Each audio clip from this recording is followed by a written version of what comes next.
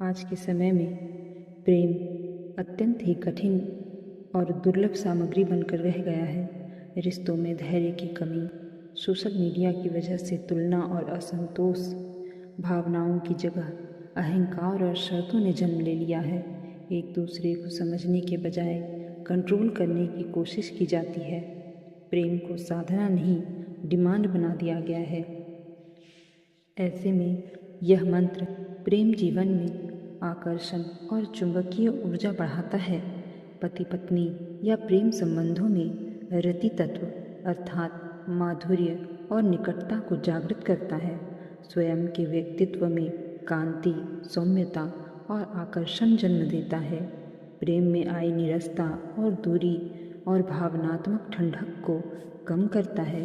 मन, वाणी और देह में सकारात्मक काम ऊर्जा का संतुलन करता है। यह मंत्र व्यक्ति को भीतर से आकर्षक और प्रेममयी बनाता है।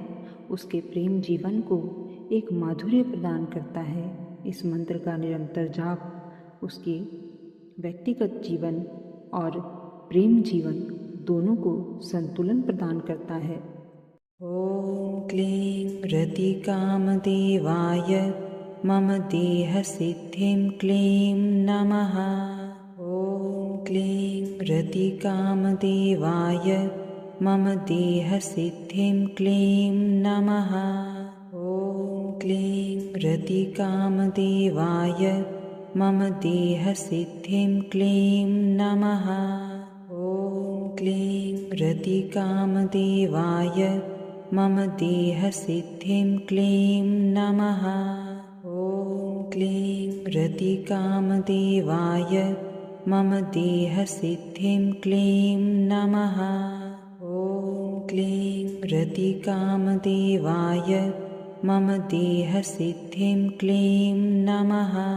ॐ क्लीं रतिकामदेवाय मम देहसिद्धिं क्लीं नमः। ॐ क्लीं रतिकामदेवाय मम देहसिद्धिं क्लीं नमः। ॐ क्लीं रतिकामदेवाय मम देहसिद्धिं क्लीं नमः। ॐ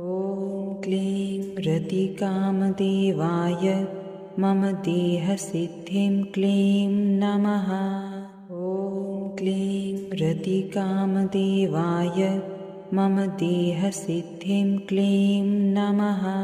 ॐ क्लीं रतिकामदेवाय मम देहसिद्धिं क्लीं नमः।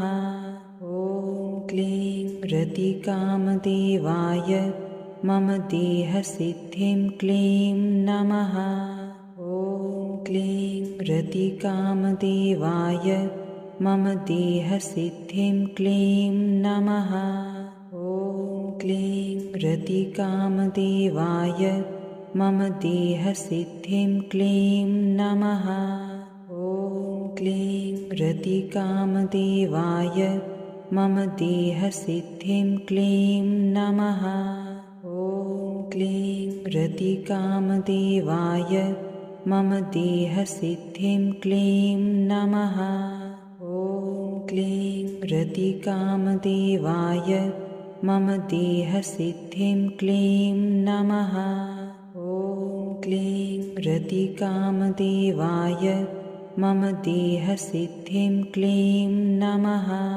ॐ क्लीं रतिकामदेवाय मम देहसिद्धिं क्लीं नमः।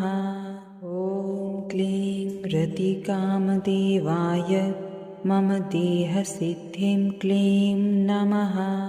ॐ क्लीं रतिकामदेवाय मम देहसिद्धिं क्लीं नमः। ॐ क्लीं रतिकामदेवाय मम देहसिद्धिं क्लीं नमः। ॐ क्लीं रतिकामदेवाय मम देहसिद्धिं क्लीं नमः। ॐ क्लीं रतिकामदेवाय मम देहसिद्धिं क्लीं नमः। ॐ क्लीं रतिकामदेवाय मम देहसिद्धिं क्लीं नमः। ॐ क्लीं रतिकामदेवाय मम देहसिद्धिं क्लीं नमः।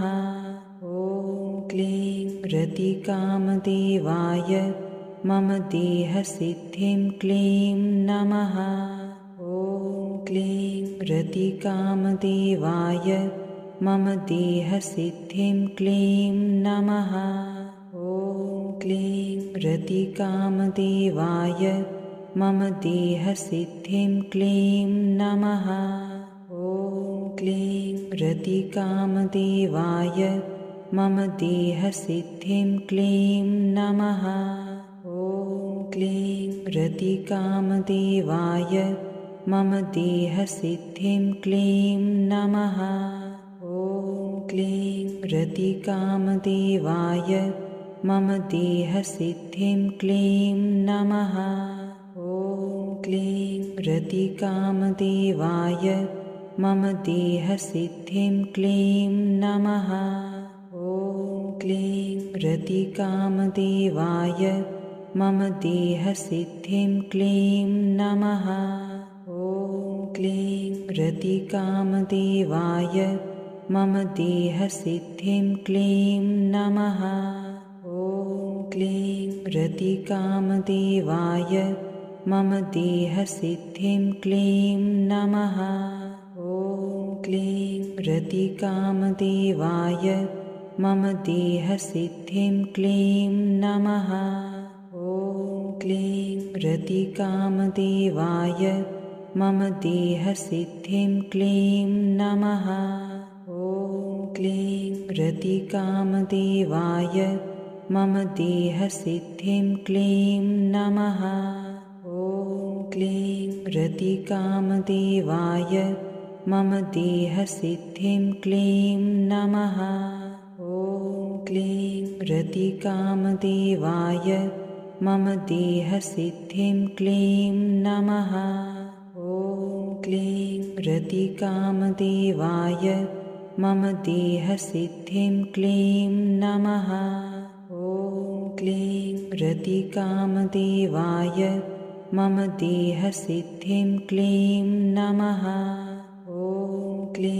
रतिकामदेवाय मम देहसिद्धिं क्लीं नमः। ॐ क्लीं रतिकामदेवाय मम देहसिद्धिं क्लीं नमः। ॐ क्लीं रतिकामदेवाय मम देहसिद्धिं क्लीं नमः। ॐ क्लीं रतिकामदेवाय मम देहसिद्धिं क्लीं नमः। ॐ क्लीं रतिकामदेवाय मम देहसिद्धिं क्लीं नमः। ॐ क्लीं रतिकामदेवाय मम देहसिद्धिं क्लीं नमः। ॐ क्लीं रतिकामदेवाय मम देहसिद्धिं क्लीं नमः। ॐ क्लीं रतिकामदेवाय मम देहसिद्धिं क्लीं नमः। ॐ क्लीं रतिकामदेवाय मम देहसिद्धिं क्लीं नमः। ॐ क्लीं रतिकामदेवाय मम देहसिद्धिं क्लीं नमः। ॐ क्लीं रतिकामदेवाय मम देहसिद्धिं क्लीं नमः। ॐ क्लीं रतिकामदेवाय मम देहसिद्धिं क्लीं नमः। ॐ क्लीं रतिकामदेवाय मम देहसिद्धिं क्लीं नमः। ॐ क्लीं रतिकामदेवाय मम देहसिद्धिं क्लीं नमः। ॐ क्लीं रतिकामदेवाय मम देहसिद्धिं क्लीं नमः।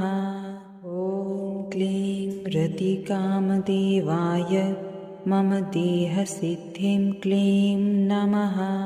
ॐ क्लीं रतिकामदेवाय मम देहसिद्धिं क्लीं नमः।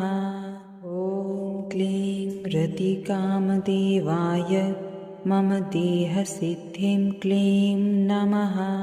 ॐ क्लीं रतिकामदेवाय मम देहसिद्धिं क्लीं नमः।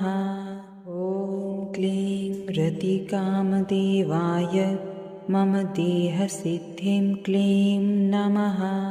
ॐ क्लीं रतिकामदेवाय मम देहसिद्धिं क्लीं नमः। ॐ क्लीं रतिकामदेवाय मम देहसिद्धिं क्लीं नमः।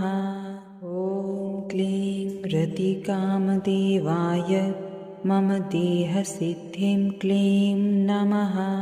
ॐ क्लीं रतिकामदेवाय मम देहसिद्धिं क्लीं नमः। ॐ क्लीं रतिकामदेवाय मम देहसिद्धिं क्लीं नमः। ॐ क्लीं रतिकामदेवाय मम देहसिद्धिं क्लीं नमः। ॐ क्लीं रतिकामदेवाय मम देहसिद्धिं क्लीं नमः। ॐ क्लीं रतिकामदेवाय मम देहसिद्धिं क्लीं नमः। ॐ क्लीं रतिकामदेवाय मम देहसिद्धिं क्लीं नमः। ॐ क्लीं रतिकामदेवाय मम देहसिद्धिं क्लीं नमः। ॐ क्लीं रतिकामदेवाय मम देहसिद्धिं क्लीं नमः। ॐ क्लीं रतिकामदेवाय मम देहसिद्धिं क्लीं नमः। ॐ क्लीं रतिकामदेवाय मम देहसिद्धिं क्लीं नमः। ॐ क्लीं रतिकामदेवाय मम देहसिद्धिं क्लीं नमः। ॐ क्लीं रतिकामदेवाय मम देहसिद्धिं क्लीं नमः। ॐ क्लीं रतिकामदेवाय मम देहसिद्धिं क्लीं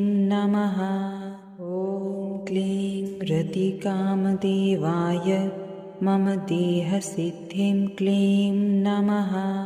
ॐ क्लीं रतिकामदेवाय मम देहसिद्धिं क्लीं नमः।